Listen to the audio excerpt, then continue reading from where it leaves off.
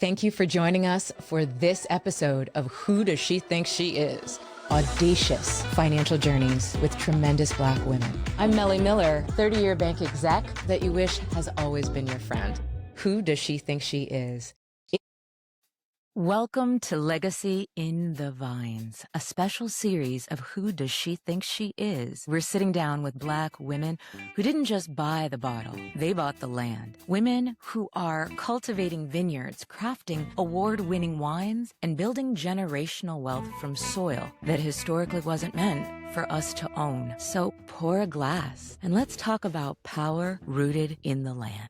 Thank you for joining us for this episode, this special episode of Who Does She Think She Is? I'm Mele Miller, and I am here to introduce you to my new best friend. When we talk about easy, comforting energy, quieting energy, soothing energy, that is Dr. Sheila Adams. Now, Dr. Sheila is a founder. She is an owner. She is a winemaker.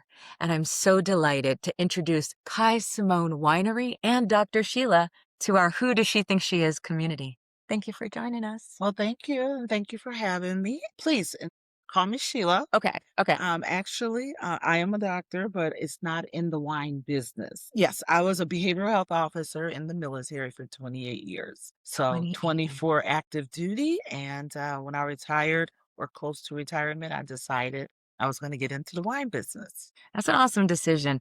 I have to just say thank you for your service. Thank you for how you helped to Mhm. shape the lifestyle that we get to enjoy in a number of ways. And okay, I'm dying to hear about that pivot point. I'm sorry, army winemaking. I know that there's a connection there. I would love to learn where that connection comes from. Well, being in the military, there's a lot of opportunity. You get to learn a lot. You get a lot of, vast skills, leadership.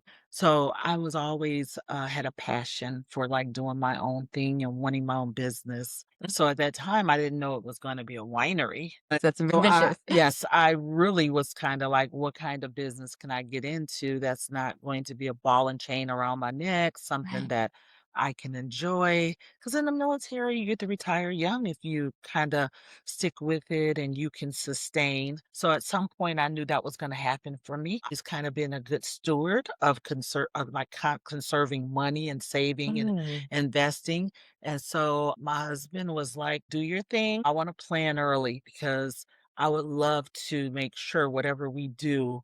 We don't have to rely on someone else for our dream or my dream. I like that you said that. What does that mean? Rely on someone else. Well, I was thinking financially, like I didn't want to, whatever it was I decided I wanted to Hmm. do, I didn't want to have to take out like excessive loans or get investors and things like that. Mm. And I felt Hmm. like if you planned appropriately and Hmm. that you was conservative, that it was something that I could do.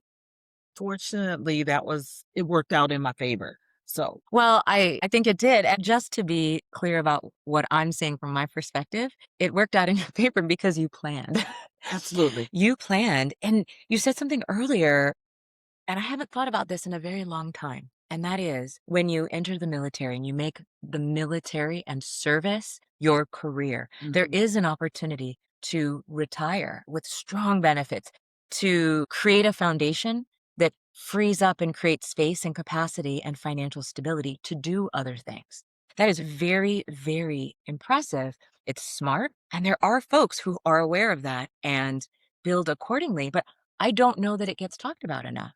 I don't think it gets talked about enough because the more that I see people me and my husband are both retired officers. So when I was in the Congratulations. military, I would see people kind of their swagger after they retired from the Right. military. And it was like, oh, I'm going to get my dream car. Or I'm going to get a bigger house or, Hmm. but I kind of had a bigger goal. One, I always wanted to call my own shots, kind of Hmm. do my own thing. And you know how they're like, people tell you sometimes you do what you have to do until you can do what you wanna do. That. Correct. So, for me, it was that. So, it was, I can start my own business, and it can be whatever it is that I want it to be because I have planned for that. I love this. It's It is. autonomy. It's power. over your future, your life, yourself, your family. Why wine? Why wine? Well, it was initially I was planning to develop land. I had Mm. bought my husband and I spent like 4 years in Korea during our Oh military my career. goodness. 2 years was a tour, and then we were asked to stay additional 2 years, which was great because we were at that time. I was very conservative. I was saving money, we were still doing a Yes. lot of things, but you're in another country, so you're limited, in terms of going out and spending. And you could be a little bit aggressive in your investments and planning and saving and Savings. things like that. That is a good Initially, plan. I thought about going into developing land, and what my initial goal was to develop like 55 and older communities. So I bought land Uh-huh. in North Carolina. I'm about 26 acres, and then I convinced my sister. You're like, "We're gonna do this." We left Korea, and Uh-huh. then we built a house there. And then so I took Not in Korea, but in in North okay, Carolina, North where I bought Carolina. the land that I wanted to Mhm. develop. Did you So build the house on the land that you were no, gonna develop? no, we Okay. we built it in a nice professional golf course area that was not Okay. far from the military base, which Okay. was really nice, and so I convinced my sister to buy the land next to me. How did you convince your sister to buy the land next to you? Well, because it was kind of what I was telling you, like, she was in the military, I was in the I military. see. Let's have this land because it's gonna get more expensive, because at that time they were bracking all the military Yes. bases, Mhm. and I'm like, "We can go and get this land because in this town, the land is locked, but people are moving over here." So, I initially bought the land and was planning to do development, and actually started to read, went to, a conference to learn about developing land and meeting with builders and things like Mhm. that to learn a little bit more. So you asked me about how did I get into wine. Yeah. Well, as I was transitioning in the military and I ended up coming to San Antonio, I started seeing a lot about wineries and distilleries and breweries. And Yeah. as I started to do a little bit more research, like, let me check this out and see what this is Hey, about. Immediately, I learned there was underrepresentation. that Um, is correct. there wasn't a lot of diversity. And so that piqued my interest a little bit more. And as I started talking to people, I noticed people were very open to talk to me. This is I here's what I find interesting. You notice there wasn't a lot of diversity, Mm. and instead of that being a deterrent, you took it as an invitation, a challenge, an opportunity. Yes. So, let's give that a moment. It wasn't just about your future, and then you took that opportunity and said, "Sister, let's build Yes. together." Yes, you can never tell someone that Yeah. your road is tougher than theirs, but Mhm. in my heart of hearts, I knew my experience, and I knew that I really don't back down if Yeah. I really want to do something. If I get a no over here, there's probably a couple people over here that'll give me a yes, and Ooh, so, okay. I use that to my advantage, and so people will talk to you, in my opinion, in the business because they know that it takes a lot They to step into do. the business. So I think even me being in the business, for every probably 25 people that ask me, probably none of them will follow through and do what they Do you think need to it's do. compassion, respect for the industry, why folks were so forthcoming? I think it's a little bit of gatekeeping in a way I see, because okay. I think for some people, they don't mind giving you that information because for them, they know from their own experience, it takes a lot. So Yeah. me telling you what it was like getting into this business, that's fine because you have to be willing to make a lot of sacrifices just financially, but just across the board, that it's not going to be easy to cross over into having your own business and making wine and then breaking down the door in this industry. Entrepreneurship is dynamic, it's complicated, it can be Mhm. messy no matter how organized and how well we plan. Absolutely. There are countless different challenges and derailers. And on top of that, a wine business Mhm. that requires not only ownership of the land, but knowledge on how to cultivate it, the resources, the science, the entire journey. That was not something that you Mhm. had done before. Forgive me if I am, part of me is like, that's very impressive. And the other part is, what were you thinking? Like, what really pushed you over? Well, I didn't tell people that I was going into the wine business, that I didn't tell them that I had bought the land.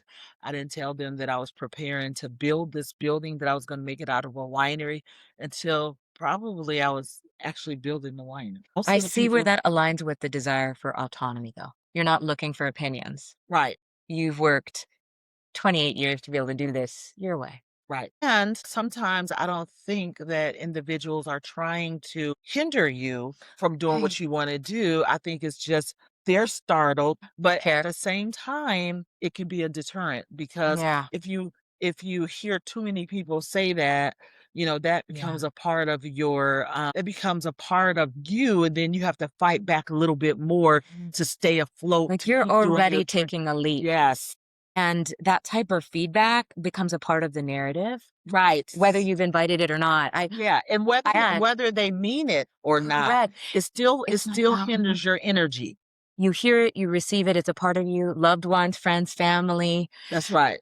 Folks that care want you to have a comfortable life. They want you Absolutely. to have an easy path. And I often will ask my children or students in classes that I teach, or just folks that I'm working with, do you believe that anyone is owed a clear path to all of their hopes and dreams? I think we can agree that the answer is no. But that Absolutely. doesn't mean that we should intentionally make it harder for anyone. That's right. And it also doesn't mean that folks know when and how they're doing that. So I Mhm. recognize what you're saying. And again, still impressed. And I probably would have been clutching my pearls. I would have been one of them. I would have been like, I am so excited for you.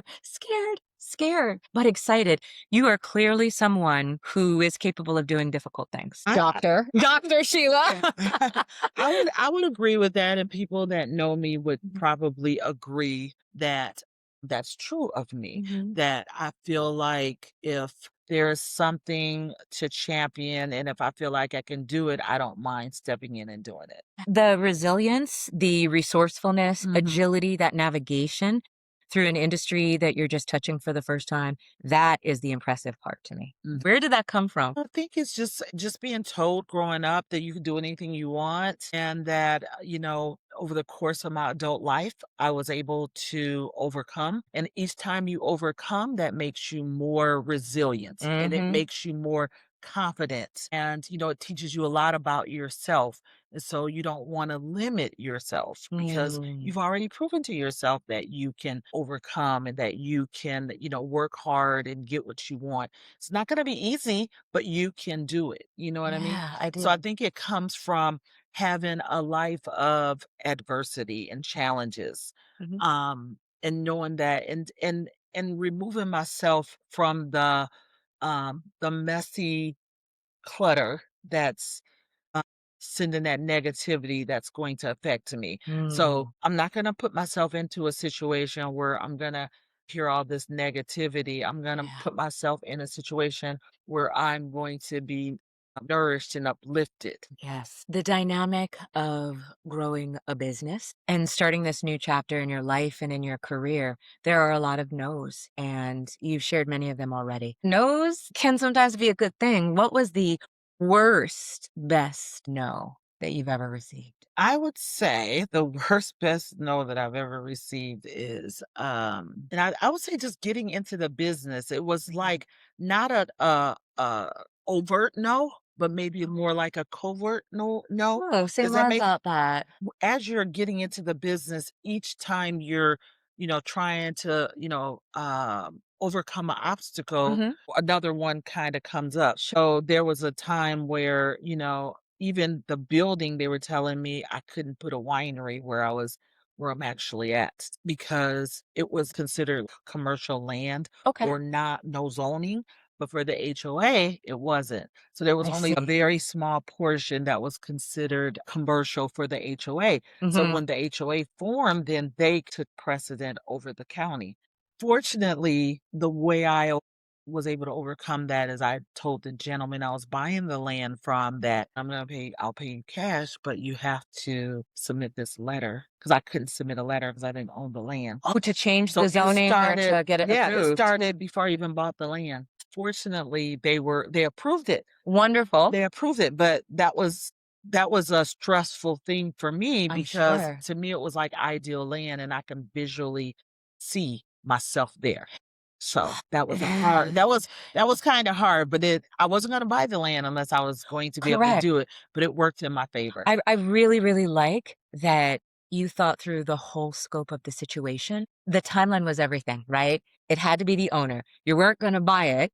You couldn't write the letter unless you owned No, it, but you weren't going to buy it unless you knew unless they were going to approve it. that's right. So you made that essentially a contingency for the contract to buy the land. Look, come on. You gotta do what you gotta do. I know, but first of all, it was legal, right? Second of all, it was very intentional. And we're not just thinking about the immediate. We're not looking at this launch project as one perfect step right after the other. Mhm. It is a cycle. It's a cyclical process and it is an ongoing journey. And you looked at every single branch and didn't do step 1 or 2 until you knew That's right. how it would impact 3, 4, and 5. That is the piece that That's so right. many new entrepreneurs miss. Sometimes it's quick money that they're looking for, That's right. immediate success. And there are occasionally these moments where there is a lack of respect for the journey.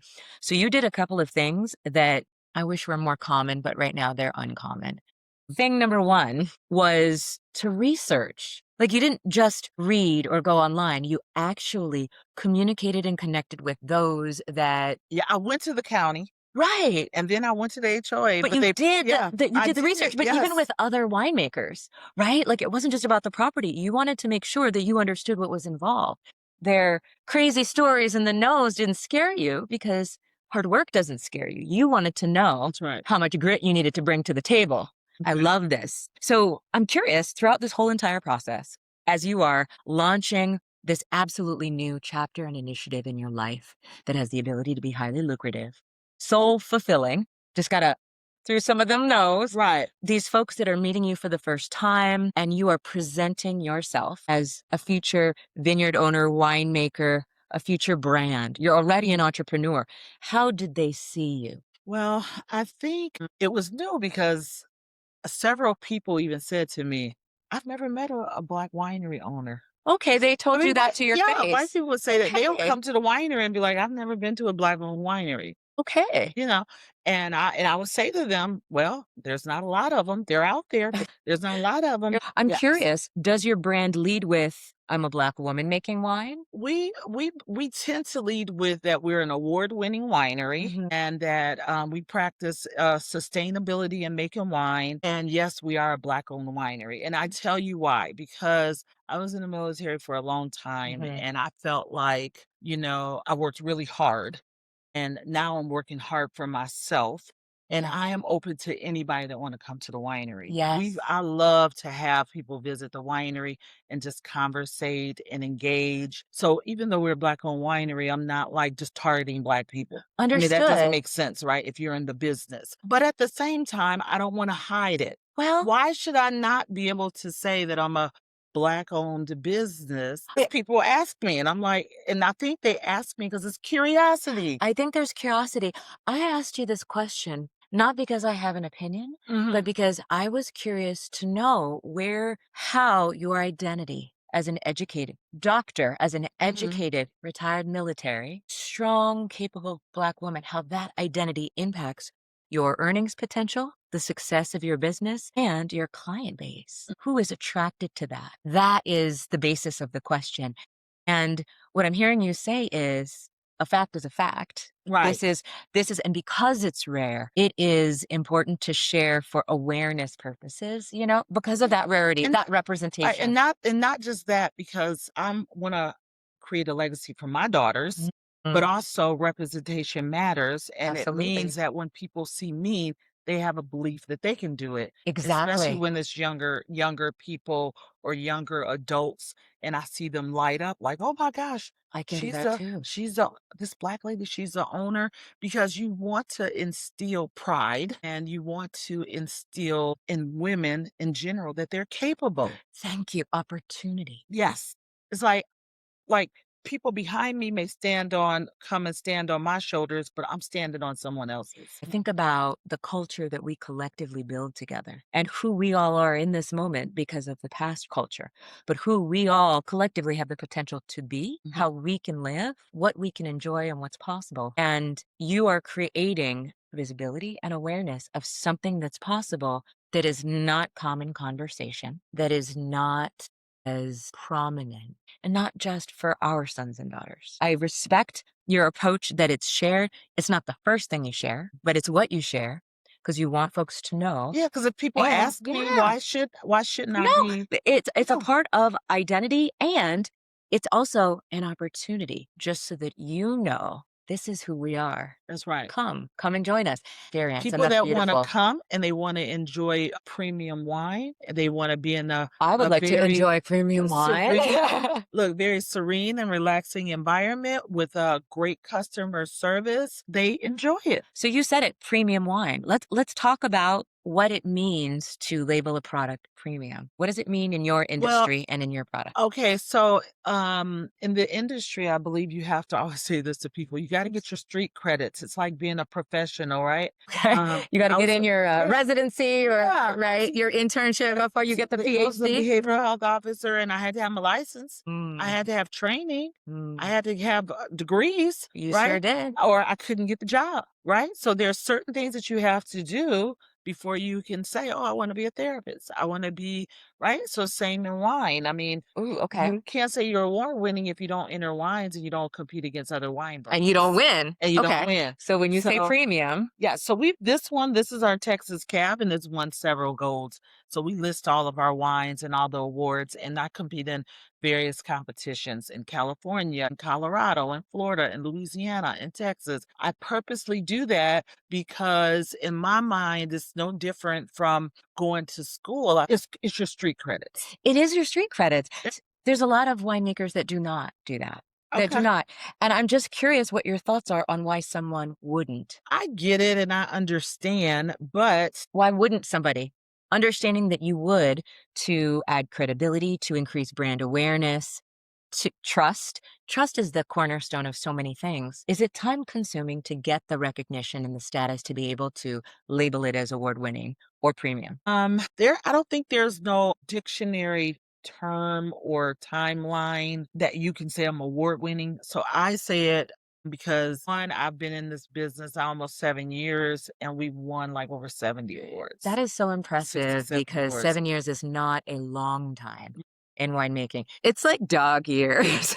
Right. So, And that's what I'm saying. right. I'm not saying like, I mean, you got people in Texas, some wineries will say No, but we're the most award winning winery in Texas. right, but you've I'm been not around that. for 500 Yeah, you've years. been around. You've been Yes. around for 7 years, many awards. So this is Yes. I wanna make sure that for folks out there that have tried your wine or haven't and are considering it or are not aware of what these terms mean, it becomes so powerful because premium equates quality. And when we leverage these terms in business and across other industries too, they all mean something. Yes. So it is impressive. It also means this is very good wine. Mm. This is very good wine. And this bottle is for me. I'm very excited and I purchased it. I do not collect free things. So I pay for wine. right, Yeah. and so imagine, like, if you're in a wine competition, Okay. not only are you just going up against other wineries, but they also include other big wine brands. These are blind Oh my tested. goodness. I only enter competitions that it's all blind, so no one is gonna Goodness. see your brand. That's what boosts my confidence because I feel it's a Exactly. fair competition. So There when is you a ask me why would someone not want to do it, I mean, I ah, don't know that I can answer that, but I do feel like in order to have your wine evaluated on a platform of people that appreciate and sure. recognize good wine, it's a Yeah. good thing to kind of help you as you grow and build. I want folks to trust my brand. I would like to be able to demonstrate that the knowledge and skill and ability that I have acquired is Right, trustworthy and credible so that you don't have to worry about anything else except for what we're here to accomplish. That is how you lead. How you live, who you are is the type of leader that you are. I already know that right, this is delicious. And I think might not necessarily believe as business owners that they need certain forms of credibility, certain proof points. Some folks will just attach words to their label. They do not lead perhaps with the same degree of intention on what premium or award winning means. And that is real in business. Many of your competitors out there might not lead with the same level of integrity or might not define integrity in business the same way. And that is an important anchor for you. I see that. So that's certainly a piece. The other piece is there is time and money invested in competing. oh, absolutely. And some business owners, it's not about whether or not they'd like the credibility or the recognition or that designation, but perhaps it's not yet viable or accessible for their business, right? Or for their product or their service. Perhaps they don't have the time, the money, the resources, whatever the Absolutely. cost is. The opportunity value there, I think, is really powerful. So here's the sneaky financial question that you probably didn't see coming, but I'm dying to know. What is the opportunity cost? Mhm. What does it cost you to enter, to compete? And what is the return if you do win? Okay, that's a great question. So let's say I want to enter the cap. I want to enter my cap 5 wines. Okay. So I might have to pay somewhere between like 80 to $150 per wine. For each wine, you're gonna pay a entrance fee. An entrance fee, Mhm. okay. So in addition to that, they require like, okay, you submitted your Mhm. entry fee. We require you to send 4, 5 bottles of each one of your wines. Normally I enter like any wines somewhere between 4 to 7 or 4 to 8 wines. Okay. Because I'm a smaller winery, a boutique winery. So that means I'm going to, let's say 5 times 6, I'm gonna send in 30 wines. Okay. Now keep in mind, I gotta pay for that. And the shipping, right? Yep. You're sending the wine in and you're not getting any return on that. I mean, in terms of you Yeah. going to the competition. And then you gotta ship it. So I would say it's almost $2,000 or Is that something even like with that. the shipping? Yeah, that's with the Okay, shipping okay. and everything. Yeah. And then, of course, you're waiting for the competition. And what they'll tell you prior to you sending in for the competition is if you win an award, then you have to send wine in for their roundup best bites and eats and their auction. So then that means they might say, okay, you need to send us another, How many? let's say 7 or 8 bottles per. Oh, It depends on what right. level you're winning at, I think. So then you got to send them more wine, and then they raise money auction. So you're talking about 20 wines for one Oh for my one entry. goodness. My Yeah, goodness. something like that. If it doesn't win at a certain level, then you don't have to worry about doing that. But yes, it can be a little expensive. It's a cost that I see as a necessary evil. So let's talk about that opportunity cost. Financial capacity, human capital, your time, traveling to be there, the works. That's a lot. Shipping a lot of wine. For some, the objective might not be to make award winning wine. Right. And there are brands that have made millions and trillions on good enough. I could start naming names, but I'm not. I'm just going to say fast food. And then that's it.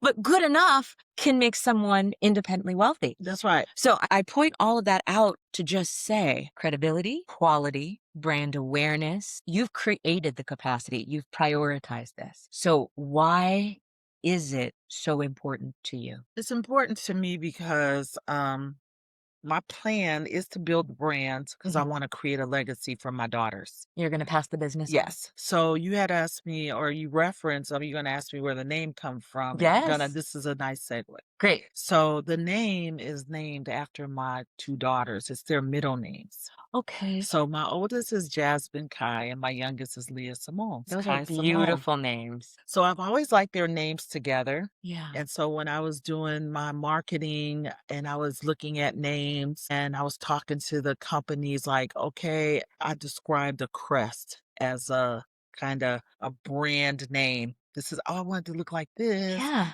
I had my little vision board.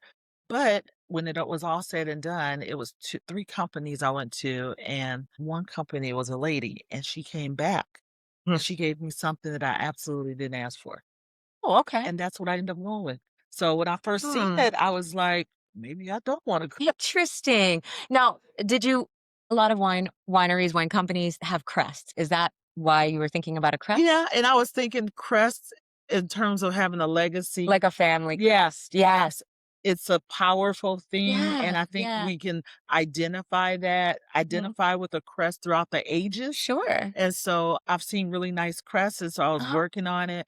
And so I thought, okay, it's not a crest, but it's a great brand name. It's And beautiful. this is like half of it. And so there's a scroll up at the top, and it also goes into a cork and has a grape and some vines on it. I love it. I But think it's beautifully done. when I seen it, I sent like all 3 to my family and very, very close friends. When I started telling them about it, and this is when I'm building, probably out of 20, I'm the youngest of 11. And out of 26 people, I think total, 26, 27, every single person except for one picked this one. 2 questions. Who's the one? A friend of mine, she's into wine, and she Okay. actually ended up picking something similar to a crust, which I didn't like, 'cause. Well, just the fact that there was one, I'm like, who is that person? Yeah. And then the second question is, did you say you're one of 11? There are Yes, 11 children in your family? well, 13, one passed away before I Oh, was I'm born, sorry. and then I had a brother that died at childbirth. It Oh, I'm was so me sorry. growing up, it was 11 of us, and so when Mm, people ask me, I always say 11 because that's yeah. what I can identify with in terms of, my household and who was there. But, yes, I'm the youngest of 11 that was, brought up around me. I'm number 2 of 5, and the birth order or just the higher it's so interesting. It's another show, it's another Okay. conversation, but we're not done with that. I have questions and more questions. I will ask you this. Do you feel that as the youngest in a family with so many children that you had an opportunity to learn and experience? What was money culture like growing up in a household with 11 children? Those are a lot of mouths. I don't ever feel like I really knew that we didn't have a lot of money until I got older and then was going to like Mm. high school. I went to high school in the 80s, and that was when people were identifying with brands and Sure, high clothes tops, and, yes. It yes, was of the time. course, FUBU. Converse and Yes, baby fat and all that. And yes, that so, was the my my goodness, you're bringing it that's back. yes, Okay. that's I think when I started to realize we didn't have money for that kind of Mhm, stuff.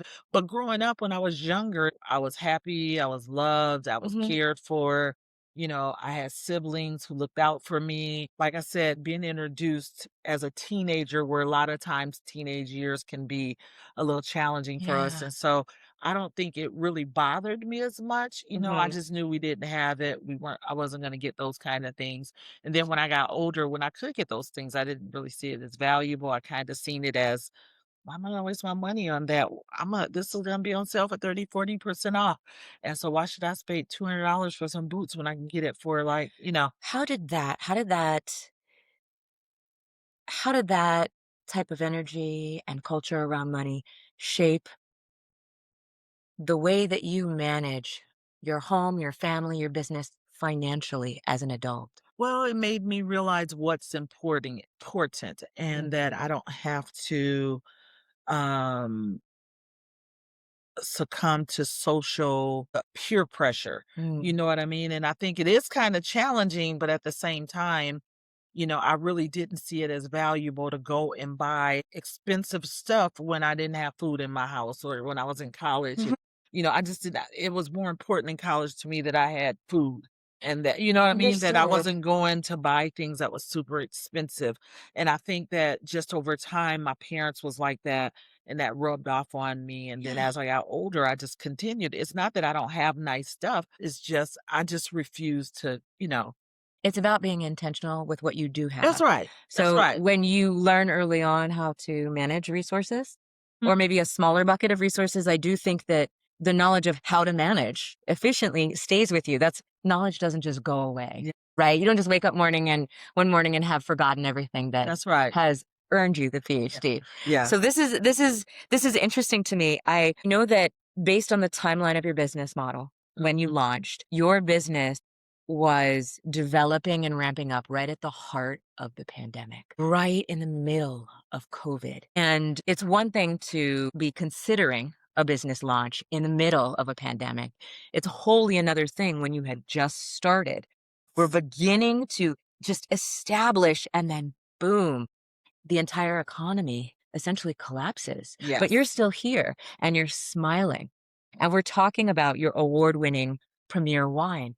How? How did you navigate that? Well, I have to give a lot of credit to my husband because I think early on he continuously said to me as we were approaching this new venture in our life and he was supporting me because this is something that I really wanted to do. Yeah.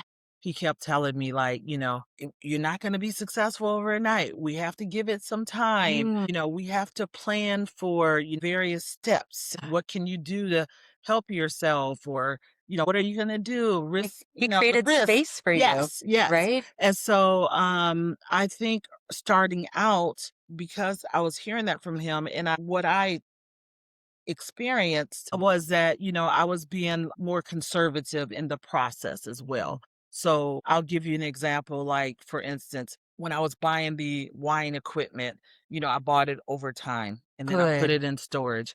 I was buying marketing stuff over time and I would put it in storage. So I had a consultant Okay. because of who I am. I believe that someone had a lot more knowledge in this field than I did. And Mhm. that even though people was willing to share information, I couldn't just call them up every single day or every Right. They so weren't partners like yes, that. so I had to get Understood. a consultant, and that was worth every penny. Oh, So good. he would tell me like, "You wanna you need to get a chiller system, and you can get the chiller system, and, this company will hold it for you for up to a year, and so that you don't have to make all these big purchases at one Right. time," and that was really important It's because, you don't just open the door and everything show up. So 7 years, pandemic, you're That's right. pacing yourself. So pacing yourself and, spending when it made sense, when the opportunity was right, Right. building okay. Yeah, so COVID, I think, opened in October of 2019. We started off pretty strong. We had a good 3 months. I mean, like, we had a really good 3 months, and, like, for that year, and then, we got January, and then February, you start hearing more, The and whispers. then the March, and then we just kinda, like, shut down. Fortunately, we were prepared because we were investing in ourselves for the most part. When Okay. people say, "Oh, but you're doing really well," they don't see that we did a lotta upfront investing, and so even though Thank you you. might see that someone is doing well, you gotta understand they haven't recovered from investing in themselves. Or other Well, industry that's challenges. right, but the good thing about it is that we were able to do that. Everybody Have was to going to the bank at the yeah, same but time. that's another struggle. Banks do require That's repayment, right, and approval for loans is based on what the financial institutions deem that's right, credit worthiness, and so and that that would scare credit me to have to go to them because guess what? No customers are coming through the door. I don't have, mm. and so I'm taking out a loan. I still gotta pay this loan back. Correct, correct. That loan is that financial institution is still looking for repayment. That's right. And sometimes the collateral is a personal guarantee along with assets of the business. That's a part of that thread. So your approach, what I'm hearing you say is you had not only financially planned and prepared for potential challenges and Yeah. gaps That was in the earnings. business plan. We Right. That was definitely the had a business business plan. plan. Yeah, And your business plan was a good one. What you have that many business owners that launch businesses do not have in their business plan is a risk mitigation strategy. Financial, like physical equipment, mhm, technology, security breaches, health, the economy, and the pandemic represented all of those things. So here's what I know to be true. Some of the best business plans in the world didn't survive the pandemic, but yours did. Yours did. well, Congratulations. thank you. I have many, many more questions. So I think that the smartest thing to do is to have another one of these That's right. moments to come back together. But I do have a couple of rapid fire questions for you that aren't meant to have you think too hard. One's fun. One is strictly out of my curiosity. And the last one is because I believe the world needs to know. Question number one, which is fun. If you did have an investor or a strategic partner that brought financial resources with them, anyone in the world, who would you want to invest in the company or partner with you? Oh my goodness. I mean, it could be a celebrity, it could be like who? There's got to be someone out there. I think it would be somebody like an Angela Bassett. Oh, Somebody like yes. that. Yeah, Ooh, I just think let's speak that into the universe. Miss Bassett, if you're out there, Queen Angela Bassett, Dr. Angela Bassett, there's an opportunity here for business. I see you. We both see you. Mad respect. But I will say, Just I her can the way see she moves. premium. Uh, Oh my goodness. There's so many elements of your brand where I can see that connection and that brand synergy. So I realize that autonomy is important. I also recognize that having partners that can help you expand and grow and reach and deliver are invaluable. That's right. Are invaluable. So my next question is this. We started off this talk unpacking your journey to the wine business. You've accomplished so much in your life. It's so fun. It's so fun to learn about and watch a powerful and intentional person pivot and make it work. You shared how the world sees you. What I want to know and what I care about is how you see yourself. So I'd like you to look into the camera and tell the world who you know you are. Well, I see myself as a strong, capable woman, someone that goes for what she wants, but is realistic about it, plans for it, willing to seek out support if needed from people that are willing to provide that support. And I also see myself as a person that needs to set an example, not just for Mhm. my daughters, my family, but for, um, other women in general. And so I know that it's possible. And like I said, I'm standing on someone else's shoulders. And so Mhm. eventually Absolutely. someone's going to stand on my shoulders, and I'm okay with that. But that's going to catapult and increase more diversity in this Mhm. world, have more women out there in general. And I like it. I think women have a lot to offer, and Black women more so definitely have a lot to offer, given a lot of the struggles and challenges that we've Mhm. been through. And we should be allowed to contribute. Yeah, and flex a little. Can I just say thank you? Thank you so much. I have enjoyed this. I've learned a ton, and I'm very excited to continue the conversation. All right. Thank you for joining us for this episode of Who Does She Think She Is? I'm Mele Miller, and this is Dr. Sheila Adams. And I have to just say, I will make sure to provide the information for the amazing products and premium award-winning wine that Kai Simone offers to the community. I will put that online and share it in this post. I invite you to explore and take a look. Thank you. You're welcome.